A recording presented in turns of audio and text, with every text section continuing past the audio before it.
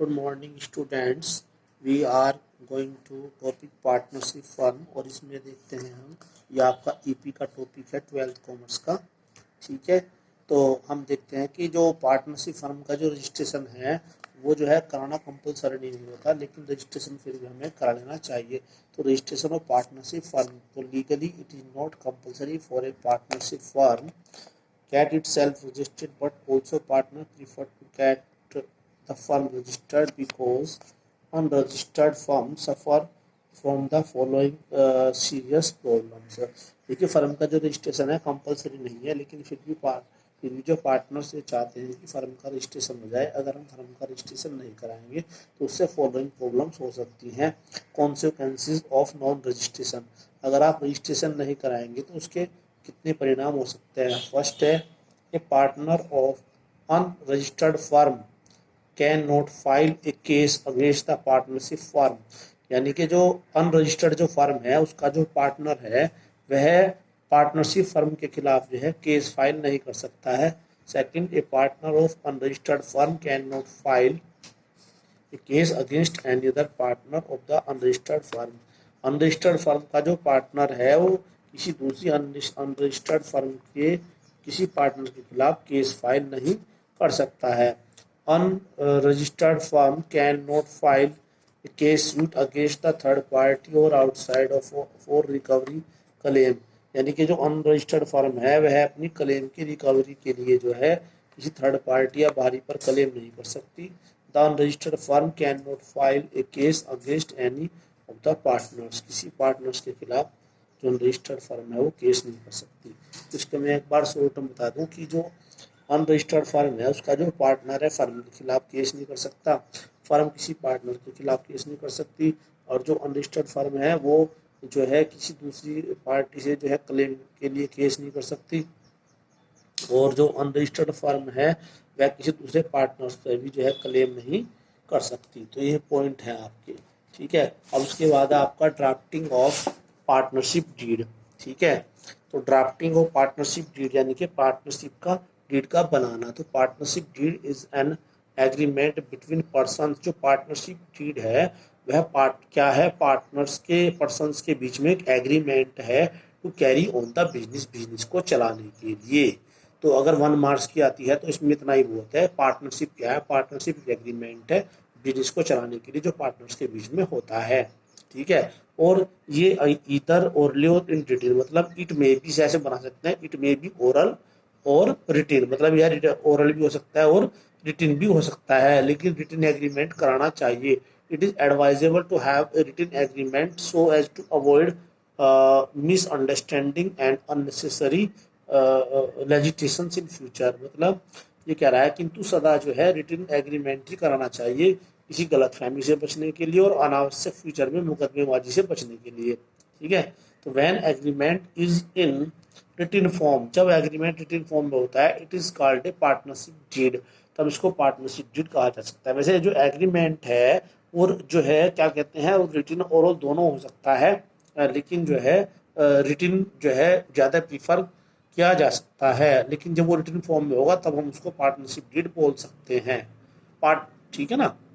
तो उसके बाद है, it must be duly signed by the partners, इस पर जो है पार्टनर्स के सिग्नेचर भी होने चाहिए, स्टैंप भी होनी चाहिए, रजिस्टर्ड भी होनी चाहिए। Any alteration is in one partnership deed can be made with the mutual consent of all the partner, अगर पार्टनरशिप डीड में कोई भी चेंज होता है वह जो चेंज है सभी पार्टनर्स की कंसेंट से होगा। तो पार्टनरशिप हमने क्या बताया, पार्टनरशिप एक एग्रीमेंट है जो पार्टनर्स के बीच में होता है बिजनेस को चलाने के लिए, वो रिटेन भी हो सकता है, ओरल भी हो सकता है।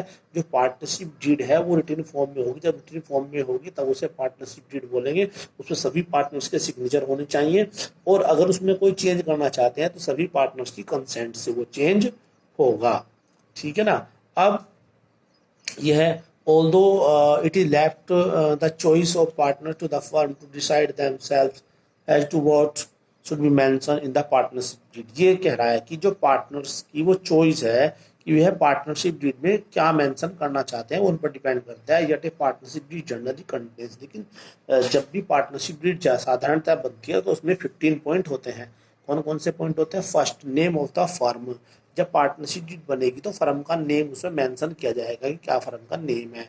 नेचर ऑफ बिजनेस, बिजनेस का जो है वो नेचर कैसा है, किस तरह का बिजनेस है, लार्ज स्केल का, स्मॉल स्केल का, मैन्युफैक्चरिंग है, या किस तरह का जो है बिजनेस है वो है। Name of the partners, partners के नेम उसमें मेंशन किए जाएंगे, वो विद एड्रेस मेंशन किए जाते हैं, ठीक है, सिग्नेचर भी होते हैं। प्लेस ऑफ बिजनेस, बिजनेस का जो प्लेस होगा वो कहाँ पर होगा वो भी पार्टनरशिप डीड में मेंशन किया जाएगा। Amount of capital to be contributed by each partner, मतलब जो प्रत्येक पार्टनर है कैपिटल कितनी अमाउंट देगा वो भी पार्टनरशिप डीड में मेंशन की जाएगी। Point number 6, profit sharing ratio between the partners, यानी कि जो पार्टनर्स हैं उनके बीच में प्रॉफिट शेयरिंग रेशो क्या होगा, वो कैपिटल के बेस पे होगा या जो है इक्वली डिवाइड करेंगे या वो वर्क के आधार पर करेंगे, जैसे भी करेंगे तो वो जो है पहले ही रेशो जो है उसमें मेंशन किया जाएगा। उसके बाद point number 7, loans and advances from the partners and the rate of interest thereon, यानी कि जो पार्टनर से अगर कोई लोन या एडवांस जो है अगर लिया जाता है तो उसके संबंध में क्या इंटरेस्ट रेट होगी वो भी फाइनल की जाएगी। जब सपोज करो फर्म को जो है पैसे की रिक्वायरमेंट होती है, कोई पार्टनर पैसा देता है, उसको कितना इंटरेस्ट दिया जाएगा। उसके बाद है drawings allow to partners at the rate of interest thereon, मतलब अगर पार्टनर्स को पैसे की रिक्वायरमेंट होती है वह फर्म से ड्राइंग्स निकालता है तो उस पर कितना इंटरेस्ट है वो भी पार्टनरशिप डीड में फाइनल किया जाएगा, ठीक है।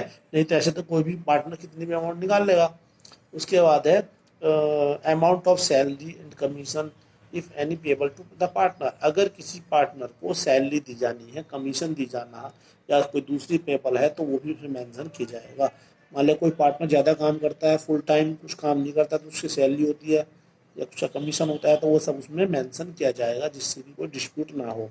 Point number 10, duties powers obligation of partner, मतलब पार्टनर्स के क्या कर्तव्य हैं, इस पार्टनर्स की कितनी पावर है, किसकी कितने दायित्व हैं, वो सब चीज़ इसमें क्या कितना कर्तव्य है दायित्व है वो सब चीज़ इसमें होगी आपकी, ठीक है। और maintenance of accounts, maintenance of accounts and arrangement for their audit, मतलब कि जो अकाउंट्स का मेंटेनेंस कैसे होगा, है ना, उनके जो ऑडिट का अरेंजमेंट कैसे, ऑडिट को होता है जो पार्टनरशिप की जो अकाउंट है वो चेक किए जाते हैं सीए के द्वारा, ठीक है, या सीए की टीम आती है वो करती है।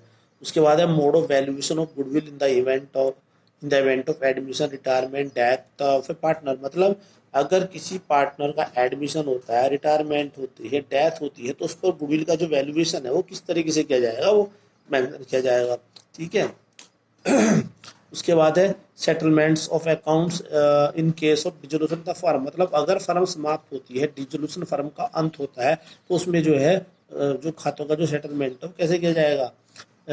Arbitration of case of dispute among the partner, अगर पार्टनर्स के बीच में कोई डिस्प्यूट होता है, कोई झगड़ा होता है तो उसे निपटाने के लिए क्या किसी पंच की नियुक्ति की जाएगी। आर्बिट्रेशन मतलब वो पंचों के द्वारा या किसी कोर्ट के द्वारा मध्यस्थता की जाएगी तो वो उसमें मेंशन किया जाएगा। उसके बाद है arrangements in case of A partner becomes insolvent, मतलब जो है कि अगर कोई पार्टनर जो है इंसॉल्वेंट होता है, दिवालिया होता है तो उसका अरेंजमेंट कैसे किया जाएगा, ठीक है। तो ये कुछ पॉइंट्स हैं ये आपको जो है करने हैं, ठीक है। Okay, thank you.